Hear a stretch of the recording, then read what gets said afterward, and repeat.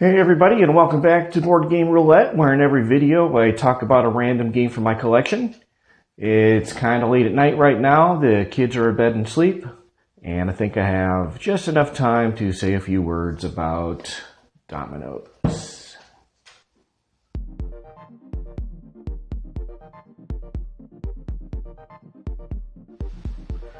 Okay, I'm not really going to go into the dominoes themselves much. I think most people know what dominoes are. They've been around forever and are really kind of like a deck of cards in that they're not really a game in themselves as much as a tool to play games with. There are a ton of games you can play with dominoes, some of which are more popular than others. And I've got a few that I like to play every once in a while, and I'll just go give you guys a quick overview of some of those. Now, the set that I've got is called a double 9 set that is based on the number of pips on each side of the domino. This one here is a double 9 means that there's going to be 9 on both sides. That's going to be the highest domino in the set. It can go as high as 12, and basically what that's going to do is that's going to be a larger set of dominoes for more extensive games or more players or that type of thing. For all the games I've played with, just a few players, the 9 set has been fine. Just real quick, probably the most basic game that people tend to play with dominoes is what's called draw dominoes. And that is really just a basic matching game. And what that is each player will take a hand of 7 dominoes from the pile, what is called the boneyard in most versions of the game. And these are kept secret, kind of like a hand of cards. A lot of people like, if they've got a flat table, they'll set them up on end or that type of thing. I'll go ahead and I'll just keep them face up just for illustration purposes. But in draw, what happens is the person with the highest double places that in the middle of the table. And then quite simply what happens is each player has to match on one end or the other the number of pips that are on here. In my set of dominoes, they're also color-coded. Not all dominoes are like that. A lot of them are just, have black pips like a die or whatever. The coloring makes it a little bit easier, though. I kind of like that. But for example here, next player would play a 3 against here. And then it goes over to the other player. And then they can play either a 5 or a 3. This player doesn't have either one, so they would need to draw from the pile. And they have to keep drawing until they find something they can play. That is not a 3 or a 5. So they draw again. There we have a 3. They place it against there, and now this player has to play either a 5 or a 4. Now the play just continues like that, with players playing whatever dominoes they can and having to draw when they aren't able to draw or when they aren't able to play a domino. And then it just keeps going and going until the play extinguishes. And what will happen is the players keep playing, and at some point, one of the players is going to run out of dominoes. When that happens, the game is over, and the person, so let's say this person was able to play all their dominoes. Whatever was left over here in this person's hand, these pips get added up and are added to the other player's score. So for example, in this example, it would be 8, 17, 19, 20, 21 points for this player. And then the play just continues on to a set number of points, like 50 or 100 or 150 points. That's really all there is to that game. If you're looking for a game that's a little more challenging, another one that's pretty interesting is one that's called All Fives. And that one plays kind of similarly in that you're still trying to match pips. But what happens is each player, as before, is required to match up matching pips, but when they score, is any turn that they play a domino where the out-facing pips are a multiple of 5, they score 5 points for every end that is part of that multiple. So this one here, we've got 11, that doesn't count. This player doesn't have something he can play, so he's got to draw. He has to draw again. And again. And again. They finally have something they can play. And we have 9 plus 6 equals 15.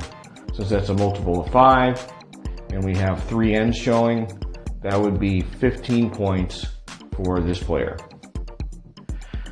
Now in that game, the play continues back and forth, just like we showed, again until somebody can't play a die or can't play their tiles, or somebody runs out of tiles, and at that point,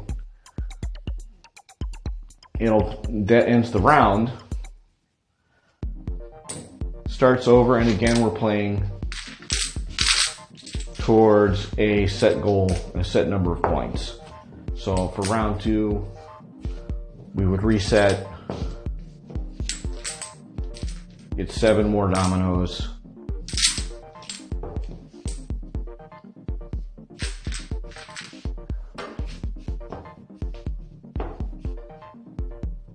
And start the whole process again. Again, scoring based on the number of pips on the outside. Makes the game a little more challenging, makes it a little more interesting. It's kind of a lot slower playing game a lot of times because you're constantly having to keep track of the number of pips on the outside. Not my favorite of the games, but it makes for an interesting alternative. Now, one of the most popular variations out there, and one that I enjoy myself, is one called Mexican Train. Mexican Train actually doesn't require any special additional accessories, although it's popular enough that a lot of companies will come out with little accessory kits to go with this particular game. This is a little tinned kit that I picked up at one point that comes with a little central hub here that you can see, along with several player tokens, of which I put a few out there. Go ahead and move this to the side here. Now, Mexican Train, that's played pretty similarly to that original draw game that I talked about at first, where it's a simple game of just matching up the pips, with a few variations. One is that there's going to be what's called the Mexican Train, which is going to be a second line of dominoes that you can play against. And there are going to be additional rules such as lines being locked down if you can't play a domino and that type of thing.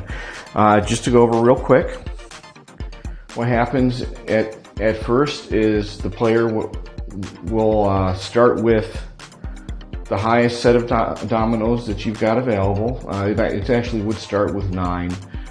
Since I'm just going to be doing a quick breakdown here, I'm just going to start with the highest double that we have showing right now, which is the 7. Just throw that in the middle. And then what happens is the player who was able to first play the highest double can immediately play either a row of their own or start a new row, which is going to be the community row called the Mexican Train. Now in this case, what I'm going to do is I'm going to have them start their own row. It goes there, then it flips over to the next player. Next player has a choice of either going against the hub, which is called the engine,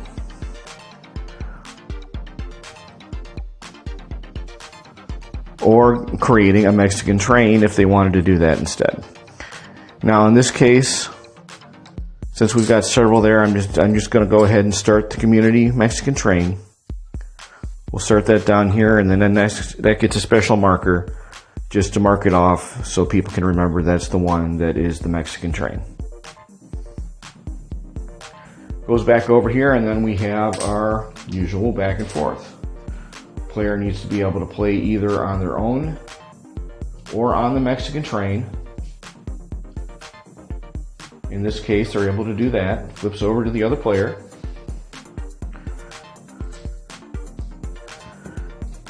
Just do a few quick turns here. They can make their own row now, which they've done. Back over to here, we either need a blank or a 3. They're able to play a blank. Back over to here, we need either an 8 or a 3. We're able to play a 3.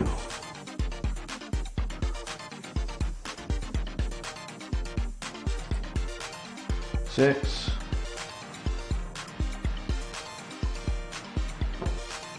One. 9.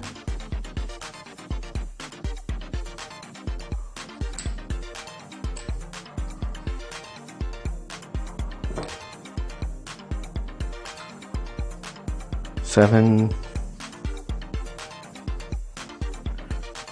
I think I was calling that one a 6 before. That one's a 7.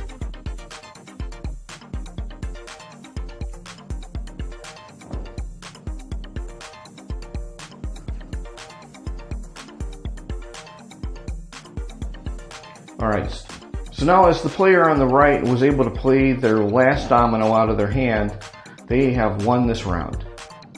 The player on the left gets a score equal to the number of pips on their dominoes that are remaining in their hand. The board is cleared. This starts out with another central domino. It'll be the next one down in the row. If this was the one we currently played, the players will keep pulling until they're able to get the 6, in which case the double 6 will be placed in the middle and they start over. Okay, now to step back just a few seconds here and go over a couple of other rules that apply. Let's say that the player on the left had this double here and they played it. Whenever a double is played in Mexican Train, it must be completed before the game can continue anywhere else. The player who actually played the double is going to be the first person who gets a chance to play the second domino there. If they don't have one that they can play, they get the draw from the stack. If they're still unable to complete it, this track gets opened up, and what that is this is going to be marked with a marker indicating that that row can now be played on by other players. And that's going to continue to be the case until this player is able to play their own domino back on there again, capturing it back.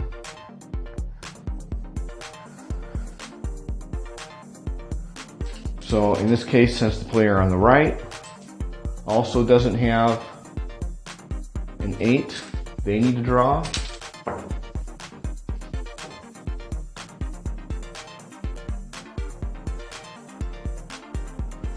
And we keep going back and forth.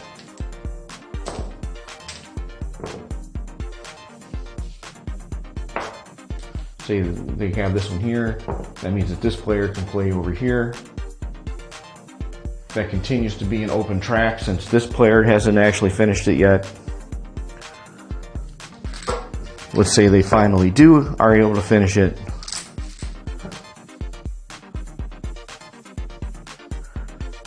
They would be able to take this back off again. Now again, we're back to the same thing again where they have to play a double. He's able to do that. That takes the marker off and they're able to play more. Okay, so there you have what are probably 3 very poorly explained versions of dominoes. As I said, I wasn't going to go into a lot of detail on this one today. I think it's a game that a lot of people are familiar with. If any of the games that I showed you look interesting, rules are available everywhere online, so just do a quick search and take a look. Just one more quick note on this little accessory kit. This is, of course, not in every kit that you buy, but this one has something that could be either cool or annoying depending on your state of mind, where anytime you play against the Mexican train, it lets you hit in the middle and you get to hear this.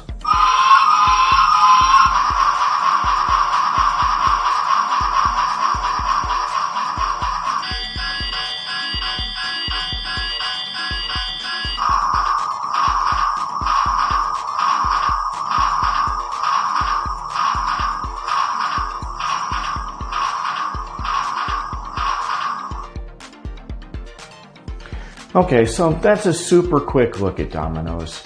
A lot of times when I go over games, I like to take a look at how other people rated them, some reviews that other people have put down, stuff like that. As I said, since Dominoes are kind of like a deck of cards and that there are a lot of different games you can play with it, it's really super subjective and could apply to just about anything. So I'm not going to take the time to do that with these. I will mention that Dominoes, I've played it with family a few times. It was all right. There was a time where I was playing online, mainly before more interesting games became available online, to be honest.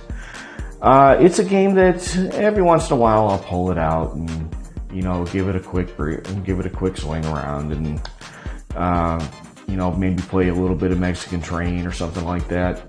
It's a distraction. It's a game that is okay, something I pull out for family because it's something they're familiar with, but probably not something I'd ever take to a game night or anything like that. So I'm going to go ahead and say that Dominoes are okay, and you might want to take a look at it if any of the games that I showed you look interesting. Again, thanks for joining me tonight for a real quick round of Board Game Roulette. And I hope to see you around next time in the next video when I pull a random game off the shelf. Thanks.